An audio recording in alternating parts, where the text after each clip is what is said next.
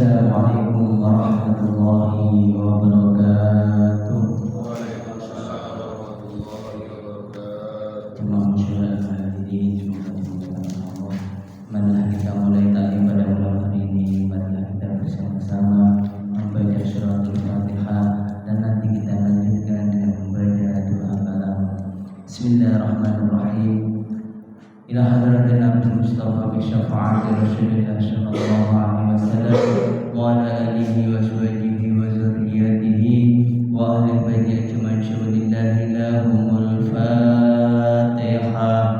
A'udzu billahi minasy syaithanir rajim. Bismillahirrahmanirrahim. Alhamdulillahi rabbil alamin. Ar-Rahmanir Rahim. Maliki yaumiddin. Iyyaka na'budu wa iyyaka nasta'in. Ihdinas siratal mustaqim. Siratal ladzina an'amta 'alaihim ghairil maghdubi 'alaihim waladdallin. Amin. Bismillahirrahmanirrahim.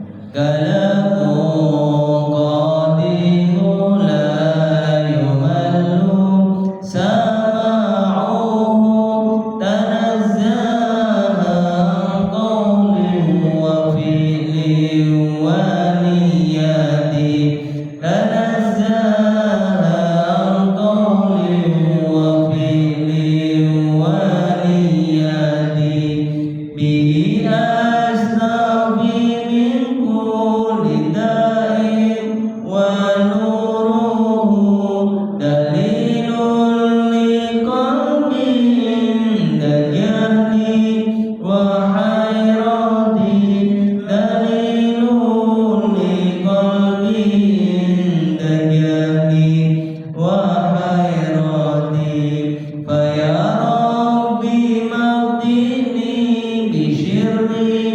hurufihi wa nawwir bihi qalbi wa sam'i wa maqlati wa nawwir bihi qalbi wa sam'i wa maqlati.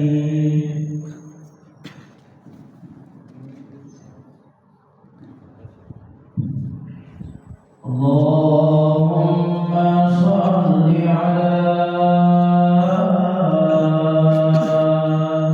Sayyidina Muhammad wa ala ali Sayyidina Muhammad. Ya Rabbi bil Mustafa balligh maqasidana waghfir lana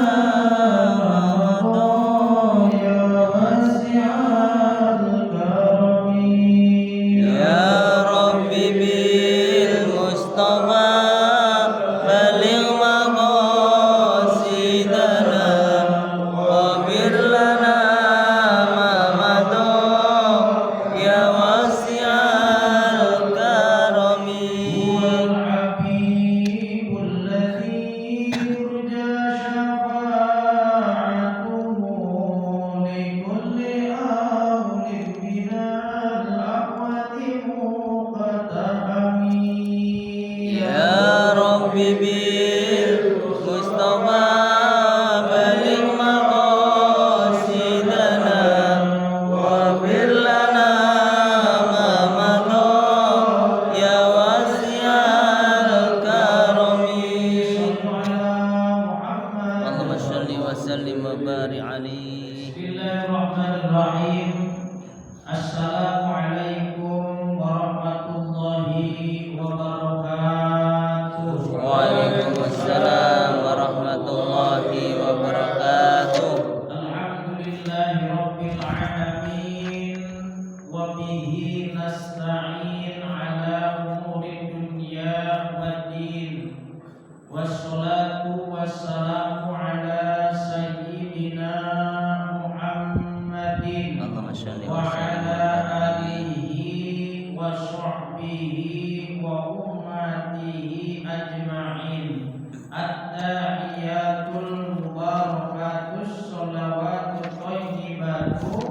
Bismillah.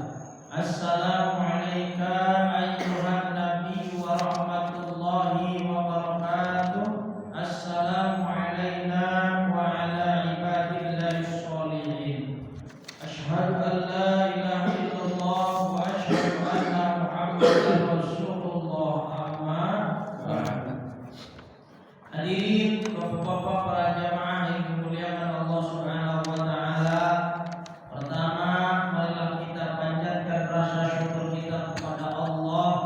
Dan alhamdulillah banyak sekali pertolongan Allah yang kita rasa. Banyak sekali wujud rahmat Allah yang terus diberikan kepada kita. Banyak juga daripada perlindungan Allah yang diberikan kepada kita. Semoga nikmat-nikmat yang diberikan oleh Allah ini tidak menjadikan kita kufur nikmat, sebaliknya justru menjadikan kita menjadi orang-orang yang pandai bersyukur kepada Allah Subhanahu wa taala. Amin ya rabbal alamin. Shalawat dan salam semoga tercurah kepada baginda alam Nabi Muhammad sallallahu alaihi wasallam. Semoga kita nih yang istiqomah, yang selalu niat thalabul ilmi ba'da maghrib setiap hari Sabtu. Dengan keistiqomahan itulah al-istiqomatu ainul karomah. Kemarin dapat nasihat dari Kiai Hashim. Katanya Ustaz, kalau al-istiqomatu apa katanya? Al-istiqomatu khairun min alfi karomah. Kan biasanya begitu. Istiqomah itu lebih baik daripada 1000 kemuliaan. Tapi kata beliau, kalau saya al-istiqomatu ainul karomah. Istiqomah itu menjadi sumbernya karomah. Dan istiqomah itu tidak mudah, tidak gampang, perlu perjuangan. Entah melawan diri sendiri, entah melawan keadaan, entah melawan apapun yang menjadi halangan dan rintangan. Itu ujian orang istiqomah. Maka alhamdulillah bapak-bapak yang bisa menyempatkan diri setiap Sabtu duduk di musola ini, semoga istiqomahnya menjadi sumber karomah dari Allah Subhanahu wa taala. Amin. Hadirin bapak-bapak yang dirahmati Allah Subhanahu wa taala, di dunia ini banyak sekali jalur untuk mencapai hajat kita. Ada istilah jalur orang dalam. Nah, pasti kenal lah begini-begini ya. Namanya jalur orang dalam. Ada orang pengen daftar PNS. Mungkin ada saudaranya, mungkin ada tetangganya, mungkin ada yang ia kenal. Akhirnya lewat jalur orang dalam. Lebih cepat mana? Jalur normal apa jalur orang dalam? Jalur orang dalam. Ada lagi namanya jalur kolong meja. Nah itu gimana maksudnya Pak Ustaz? Jalur kolong meja itu anaknya punya kasus, anaknya punya masalah, kemudian terjerat dalam hukum, terus di kolong meja transaksinya. Gimana kalau anak saya ini dibebaskan saja? Nih tompono, nih kolong meja. Ini namanya jalur kolong meja. Ada lagi jalur namanya jalur keluarga.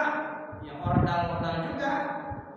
Ya jalur keluarga. Bisa orang dengan jalur keluarga menjadikan dirinya tercapai sebuah cita-cita. Ada lagi namanya jalur nembak. Nah, ini jalur nembak ya. Biasanya pengen bikin apa? KTP atau bikin SIM atau bikin apa? Biasanya ada jalur nembak. Lebih cepat apa enggak? Lebih dicapai. Nah, ada di dunia ini juga yang disediakan oleh Allah. Kalau kita punya jalur orang dalam, apa yang kita inginkan, asal kuat orang dalamnya, hubungan dengan kitanya, maka kita akan masuk ke dalam apa yang kita inginkan. Jalur nembak, walaupun kita tidak kenal, tidak punya aliran, bukan aliran, tidak punya hubungan darah, tidak punya kekerabatan, tapi jalur nembak, dengan uang lebih cepat hasilnya. Ada jalur yang bukan jalur itu semua, yaitu jalur langit. Ini orang beriman itu disediakan jalur langit oleh Allah. Tadi jalur orang dalam aja lebih cepat, jalur kolong meja aja bisa selamat, jalur nembak aja bisa lebih cepat. Nah, sekarang jalur langit. Sekarang orang sering ngomong jalur langit berbeda dengan dulu ya. Bahasa istilahnya ada-ada aja itu. Jalur langit. Apa itu jalur langit? Jalur langit itu adalah jalur yang hubungannya dengan spiritual, dengan ibadah, dengan doa, dengan keajaiban-keajaiban yang diturunkan oleh Allah. Ini jalur langit. Pak Ustaz, saya udah daftar 3 kali, lewat orang dalam gagal, duitnya dibawa kabur. Lewat jalur nembak gagal, ternyata saya keselip namanya. Lewat jalur kolong meja juga gagal, karena ternyata saya daftarnya terlambat. Akhirnya ya udah jalur langit, jalurnya Gusti Allah. Dedungo sing akeh, kuatno sholawate, itu jalur langit. Akhirnya ya ketemulah itu jalan dari Allah Subhanahu wa taala. Apa sih jalur langit? Jalur langit itu adalah jalur yang digunakan oleh para nabi, jalur yang digunakan oleh para wali, jalur yang digunakan oleh para ulama, itulah jalur langit. Kalau orang punya jalur yang lain, beliau jalurnya adalah jalur langit. Nah, seperti Nabi Zakaria itu divonis istrinya wamro'atuhu akil. Istrinya Nabi Zakaria itu divonis sebagai orang yang mandul pokok. Mandul itu orang bakal duwe anak. Di dalam Al-Quran sudah disebutkan wamro'atuhu akil. Akil itu tidak bisa punya anak. Melalui medis tidak bisa, melalui pengobatan tidak bisa. Nabi Zakaria pakainya jalur langit. Meskipun secara medis istrinya Nabi Zakaria divonis tidak punya anak, tapi Nabi Zakaria yakin dengan kekuasaannya Allah. Kadang-kadang logika kita yang meracuni diri kita sendiri. Masa iya Allah bakal nolong saya? Ya udah, gak bakal. Ya kalau dipikir-pikir mah kayaknya gak mungkin. Nah itu udah namanya sudah tidak percaya dengan kudrat irodatnya Allah. Nabi Zakaria tidak pernah menyerah walaupun divonis perempuannya seorang mandul, tapi beliau selalu berdoa kepada Allah, Rabbi la tadarni fardahu wa anta khairul warisin. Terus aja Rabbi duh Gusti la tadarni ojo ninggali ingsun fardan ale dewean. Janganlah aku ini ditinggal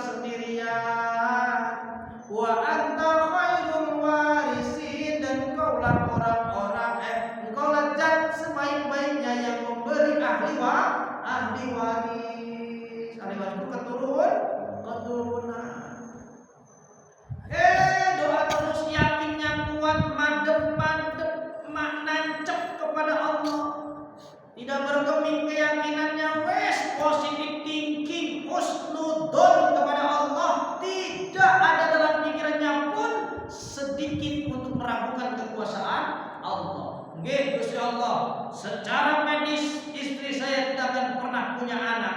Secara kedokteran istri saya dinyatakan mandul, tapi Engkau punya kuasa. Langit Engkau yang merubahnya siang jadi malam. Bulan Engkau yang menggerakkannya, matahari Engkau yang terus menggulirkannya dalam rotasi bumi dan juga dalam perputaran matahari alam semesta ini. Engkau bisa menggerakkan gedene alam, mosok ora iso ngei keturunan. Mesti iso. Yakin tapi ya kalau kita kan seringkali teracuni oleh pikiran sendiri. Apa iya? Udah kalau begitu udah jangan. Ya ragu itu namanya. Maka Rasulullah mengajarkan dak ma yaribu ila ma la yaribu. Tinggalkan sesuatu yang membuatmu ragu menuju kepada sesuatu yang membuatmu yakin. Oh wae segala sesuatu. Mau buka toko, kayaknya saya nggak bakal bisa nih. Ya udah tinggalin, nggak usah. Kalau nggak punya keyakinan di situ. Tapi kalau hatinya mantep, buka toko, bisnis inilah dagang tentang alat-alat buat bikin bahan roti, yakin saya kepada Allah. Kalau tokonya udah dibuka, pelanggannya pasti ada. Kalau udah yakin buka. Nek wani ojo wedi-wedi, nek wedi ojo wani, ku jorok-jorok. Islamnya yang benar begitu. Dak mayaribu ila ma la yaribu kata Nabi. Tinggallah perkara ingkang gawe sampeyan niku ragu, beralih kepada apa yang membuatmu yakin. Jadi modal urip asline itu paling utama keyakinan. Wong Buddha, orang Buddha saja yang mungkin kita anggap akidahnya tidak sama dengan kita, dia punya keyakinan yang kuat dengan ajarannya, dibakar taken boten oyek. Ada kan seorang biksu yang dibakar di tengah-tengah masa, dihakimi, diadili. Jadi ketika itu beliau bersemedi kemudian diguyur dengan entah itu bensin atau minyak tanah, kemudian dibakar, itu tidak bergeming sama sekali. Beliau bisa mengendalikan apa yang dia yakini dalam dirinya. Itu sih dianggap oleh kita saja keyakinannya beda. Sahabat Bilal bin Rabah digarang di atas batu, garang kok panggang. Ya dipanggang. Jangan-jangan nggak ngerti maksudnya, makanya saya tanya Indonesianya apa. Dipanggang di atas batu yang panas, diikat kaki dan tangannya, dipecut Bilal bin Rabah. Irtad, kata orang yang mecutnya, irtad, murtadlah kamu dari Islam. Tapi kata Bilal bin Rabah, ahad, irtad, ahad, irtad, ahad, irtad, ahad. Semakin dipecut, semakin senyum sahabat Bilal bin Rabah. Itu saking yakinnya kepada Allah. Orang Islam ngadepi wong yakin itu angel. Ya, walaupun keyakinannya salah. Paham betul? Wong nek wis yakin itu di orang bakal goyang. Kalau sudah mantap itu udah nggak bisa goyang. Apalagi akidahnya benar. Seperti Bilal bin Rabah ini beriman kepada Allah, yakin kepada Allah, dipecut sekali. Kata yang mencutnya, irtad, murtadlah kamu, ahad, irtad, ahad, irtad, ahad. Semakin garang itu yang mencutnya, semakin senyum Bilal bin Rabah. Makin capek orang yang mencutnya, Pak. Iya kan? Capek, Pak. Karena harapan dia Bilal ini menyerah. Tapi ternyata dia malah senang, malah bahagia, malah merasa akan semakin dekat dengan Allah. Kan dia capek yang mencutnya. Sama kalau bapak-bapak dihina, bapak-bapak dipitnah, bapak senyum saja, bapak diam saja, itu yang fitnah, capek. Karena harapannya hidup bapak-bapak terganggu, tidurnya tidak nyenyak. Ternyata tidur masih nyenyak, kehidupan masih bisa dinikmati. Itu orang yang fitnah kita kasowan. Paham kasowan? Apa kasowan? Itu bahasa sarang loh, Pak. kecapean, iya, pegelen. Pegel kasuannya paham ya. Kasuan itu pegelen kecapean.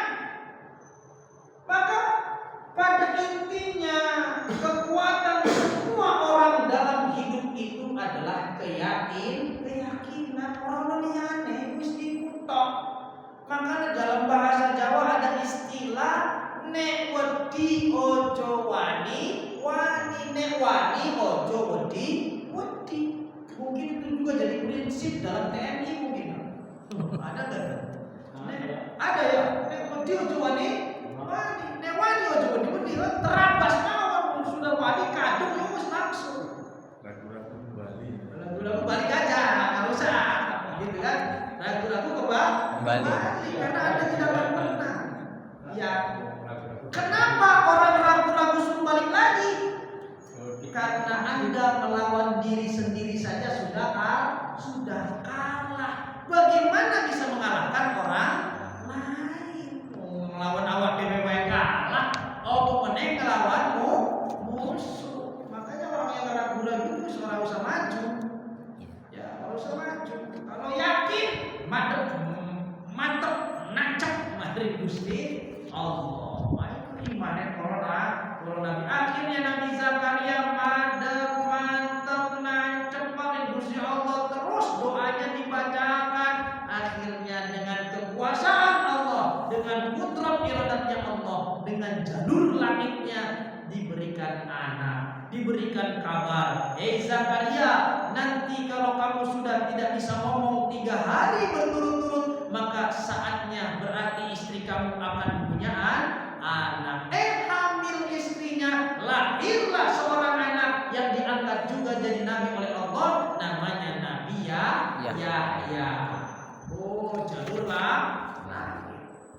Mulai jangan meragukan kekuasaan Allah, tapi zaman sekarang buat yakin sama Allah itu angel. Kenapa? Karena data di pikiran kita semua hampir 90% itu logika semua.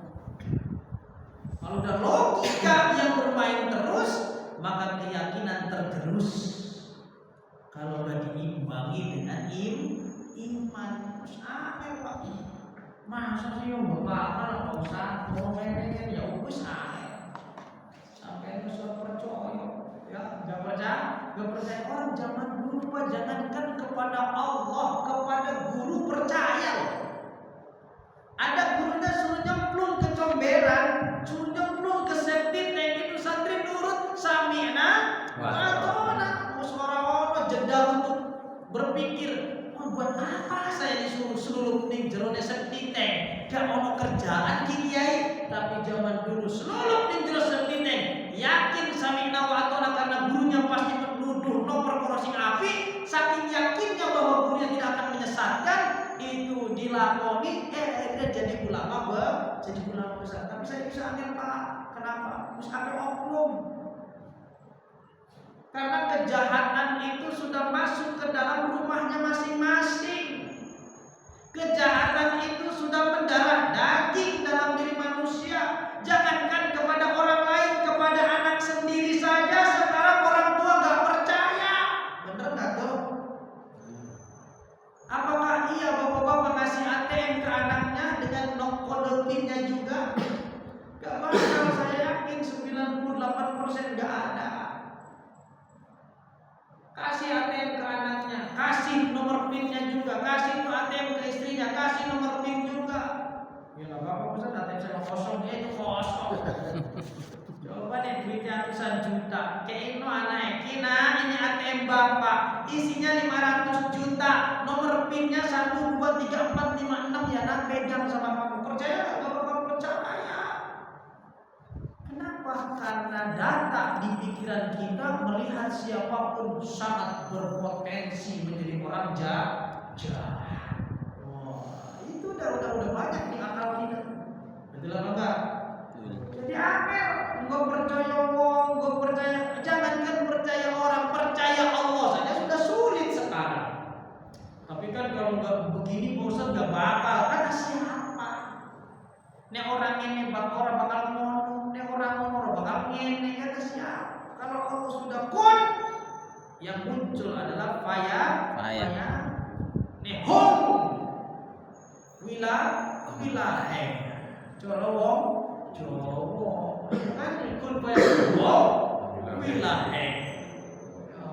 Yo nek wis kunnya Allah berkata, maka fayakun akan berwujud. Wong Jawa ikut filsafat hong yo wilahe. Apa artinya Bang? Enggak tahu, saya juga enggak ngerti.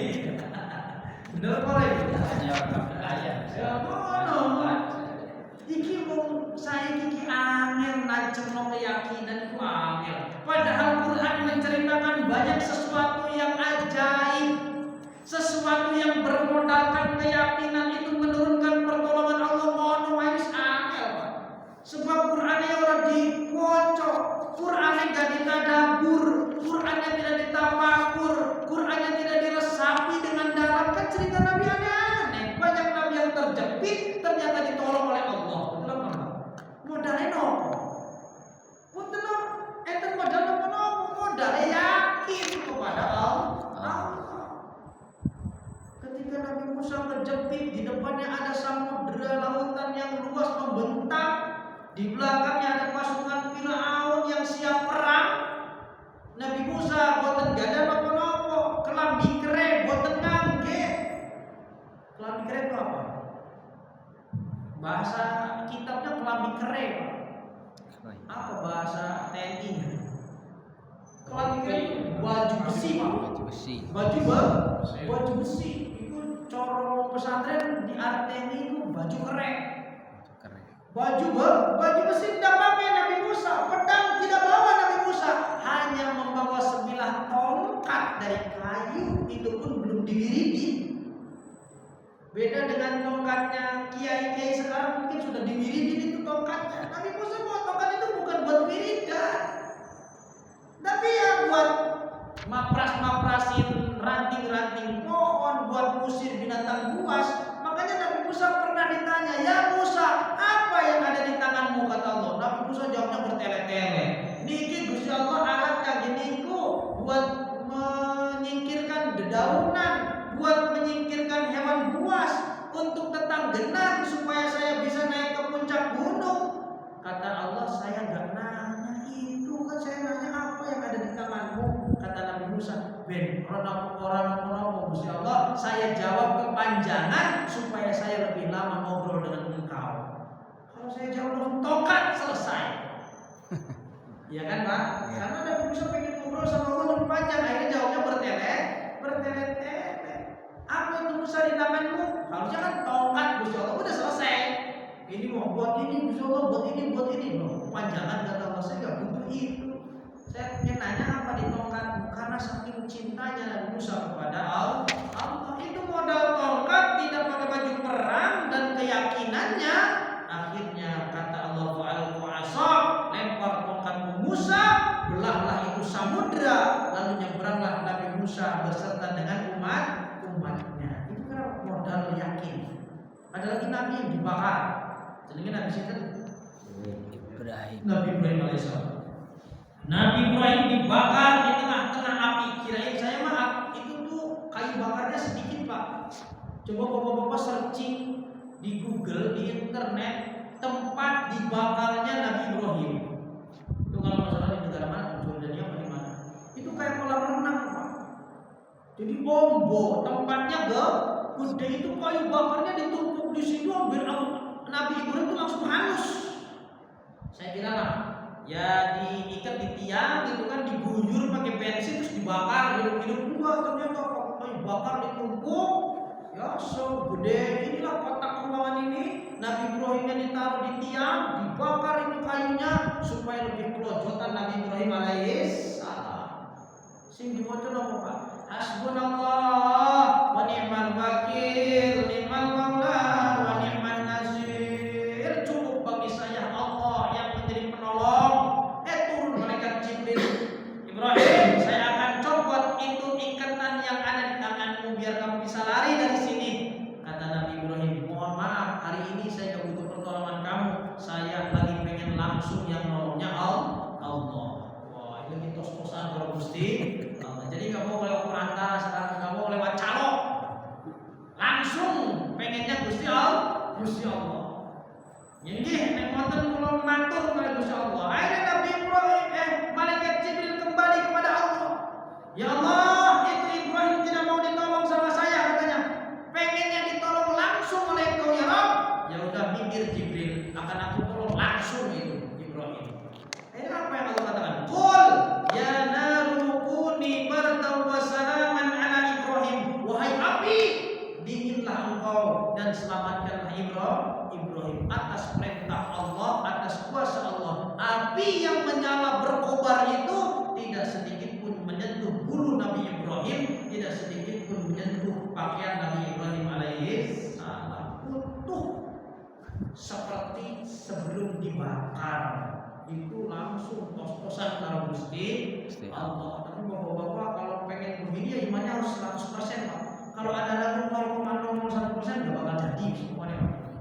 Kan udah yakin, Pak. Bapak-bapak tenggelam di tengah-tengah lautan nih. Berdoa, ya Allah tolonglah saya ya Rabb. Ini tengah lautan gelap gulita, perahuku sudah tenggelam. Tolonglah ya Allah. Kemudian datang sekunci. Ayo Pak, naik Pak. Saya tidak butuh bantuan Anda, saya lagi butuh pertolongan Allah. Lewatlah tuh sekunci. Ada lagi orang tobat, Pak. Ini Pak, tangkap bannya. Gak usah, saya gak butuh pertolongan kamu. Saya lagi butuh pertolongan Allah sudah langsung. Wis patang jam ngos-ngosan. Ya Allah, kenapa kau tidak turunkan pertolongan? Kata Allah, nah tadi sudah saya kirim kamu gak mau. Mati ya gitu ya. Nah itu wong sing yakin tenanan ya Pak. Sing kalau Gusti Allah tos-tosan itu yang benar-benar ya. Tapi gimana cara memunculkan keyakinan itu? Kadang-kadang ragu terus dengan pertolongannya Allah. Udah yakin mawon karo Gusti Allah. Ya, maka pada malam hari ini itu judulnya jalur lain. Kalau orang dalam Anda tidak punya, kalau uang untuk di kolong meja Anda tidak punya, kalau nembak Anda tidak bisa, maka ada jalur yang murah meriah yang hanya butuh mujahadah, butuh perjuangan batin, butuh ibadah, butuh penguatan keyakinan, pakai jalurlah itu. Maka pakailah jalurlah. Masya Allah. Ini guru-guru kula niku menasihati seperti itu. Kalau orang tidak bisa diharapkan, maka jangan berharap kepada manusia. Karena setiap orang punya masalah, punya keruwetannya masing-masing. Kalau ilmumu tidak bisa mementaskan kamu kepada keselamatan, maka ojo tetanggenan karo ilmu. Karena ilmu pun barang itu makhluk. Kalau jabatanmu tidak bisa membawamu kepada keberkahan, karena jabatan itu hanyalah sebutan dari manusia. Moko tetanggenan nono mari Gusti Allah. Gak ada yang lain, udah la ilaha illallah, udah gak ada lain. Gak ada yang kita sembah selain Allah. Gak ada yang kita DP kecuali mari Gusti Allah. Wis jarno mawon Gusti Allah sing kuwasa, tapi modale yo kudu ya yakin dan melatih keyakinan itu di akhir zaman luar biasa. Angel kata mesti ono wae sing groboti ya. Entah itu bisikan setan, entah itu bisikan teman, entah itu bisikan siapa saja yang bisa merusak keyakinan. Maka ngaji model kados ngeten iki diistiqomahaken iki insyaallah nambah keyakinan marang Gusti Allah. Jalur langit itu apa aja yang bisa ditempuh? Tipsnya apa aja? Misalnya berapa menit lagi misalnya? 10 menit. 10 menit ya.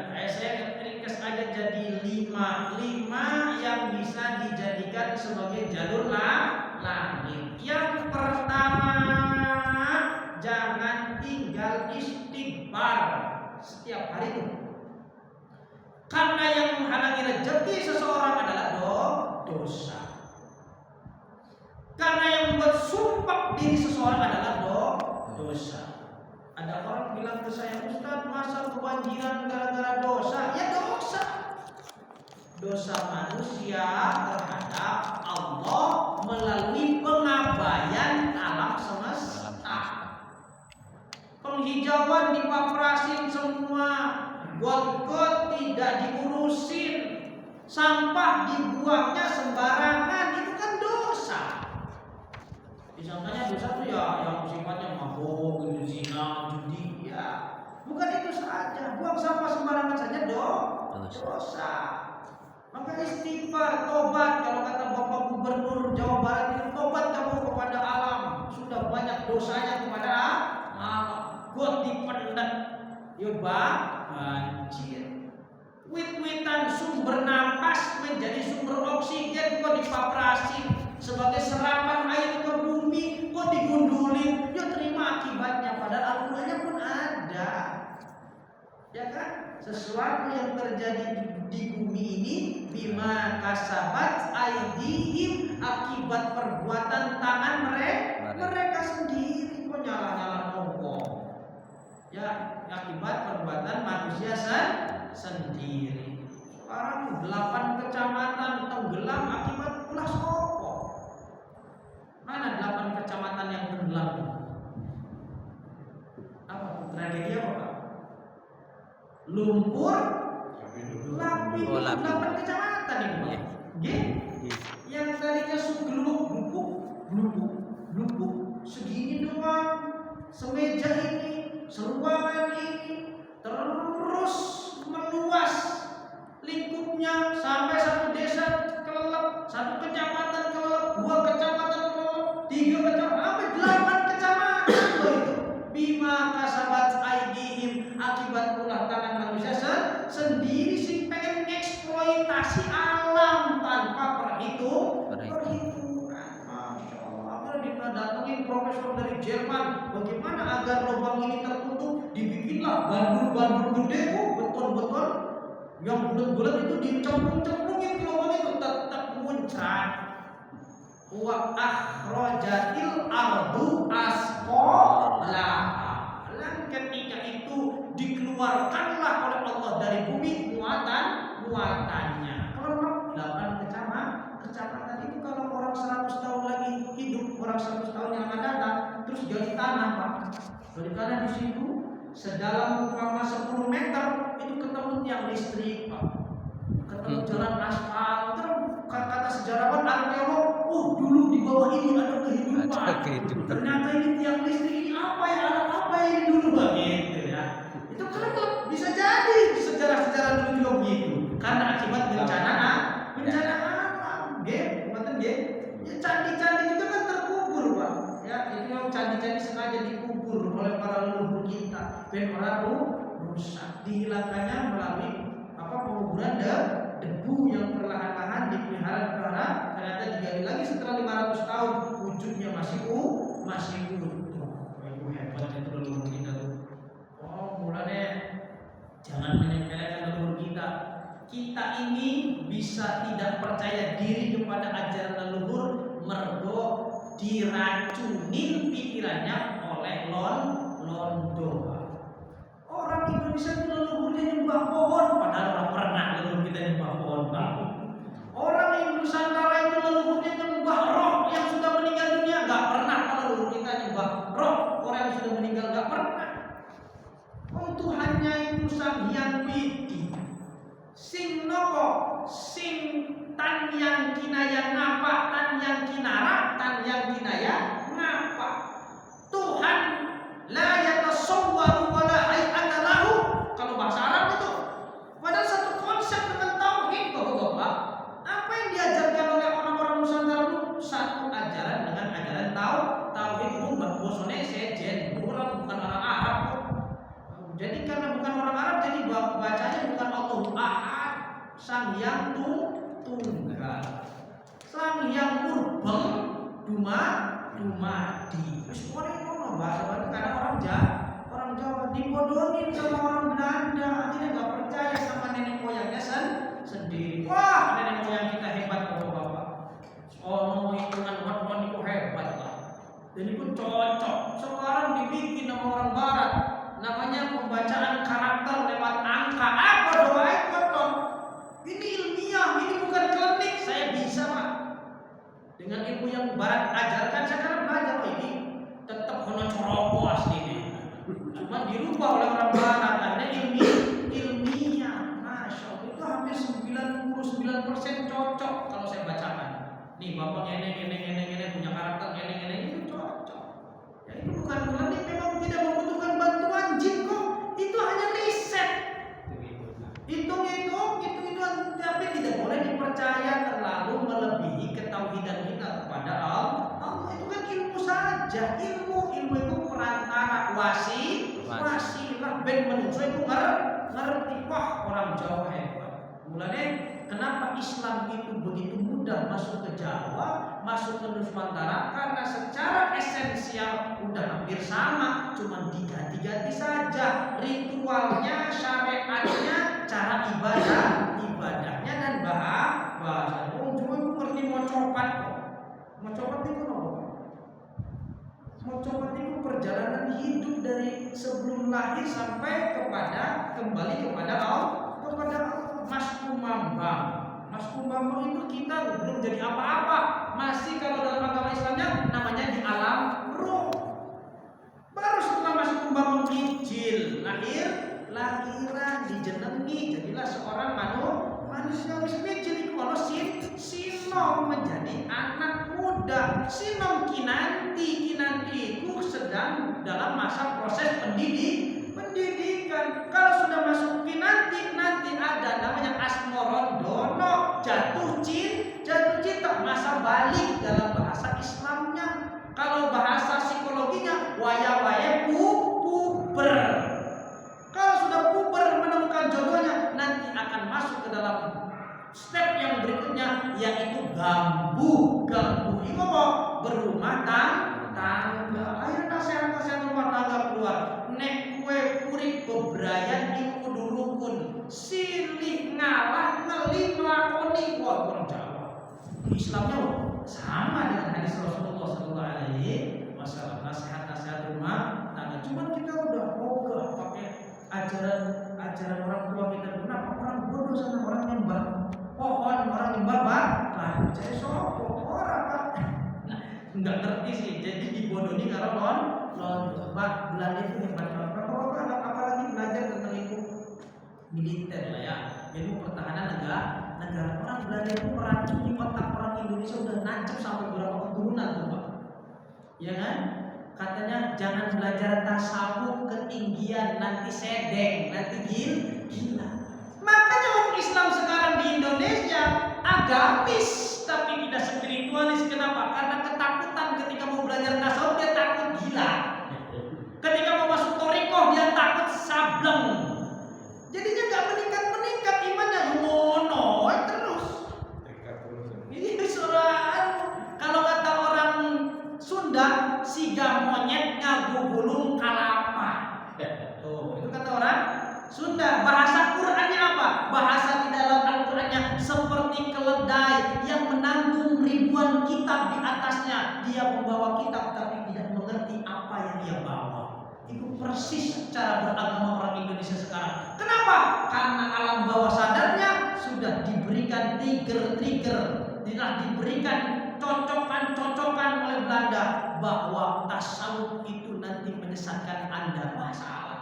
Justru disitulah es teh manis ketika bapak-bapak diceritakan, Pak, teh poci itu manis, wasdital, wangi, sepet, lagi gentel, percaya, tapi nggak pernah nyicipin, cuman hanya angan-angan doang Pak. Nyicipin, ya, nyicipin. Oh ngene, ternyata enak ya, ternyata teh poci. Nah itu baru tasawuf masuk ke dalam wilayah tori hakikat dan mari. Sekarang orang ketakutan baca terus jangan tinggi aja terus syariat apa nih ya bener Pak. Tapi sampai kapan sampai syariat kok orang majing di wilayah Rasul. Belum zaman dia itu ngaji Rasul. Quran itu ngaji Rasul Pak. Ya, wis yang pertama ntar nggak nyampe waktunya. Yang pertama itu istighfar dan yang kedua apa? Yang kedua birrul walidain. Mulyakake wong tua, senengaken wong tua. Pokoknya orang tua yang masih ada di bapak-bapak udah senengin Pak. Kalau udah nggak ada sedekahin Pak. Doain Pak. Itu jalur langit yang kedua. Tidak saya detailkannya. Kemudian yang ketiga sedekah. Sedekah itu jalur langit. Karena orang sedekah itu lawannya bukan hanya setan, tapi nafsunya diri sendiri. Apa yang disedekahkan itu lumayan udah usah. Nah itu diri sendiri. Yang keempat nopo? Yang keempat itu jalur langitnya adalah sholat. Atau membaca sholat. Yang kelima jalur langitnya adalah ojo tinggal maos Quran, harus bersama dengan Al-Quranul Karim. Itu 5 ya, 5 jalur langit. Monggo dilakoni sareng-sareng, maka insyaallah apapun yang menjadi takdir dalam kehidupan kita akan selalu dipertemukan dengan jalan keluar oleh Allah Subhanahu wa taala. Barangkali sampai di situ ada yang mau bertanya, silakan.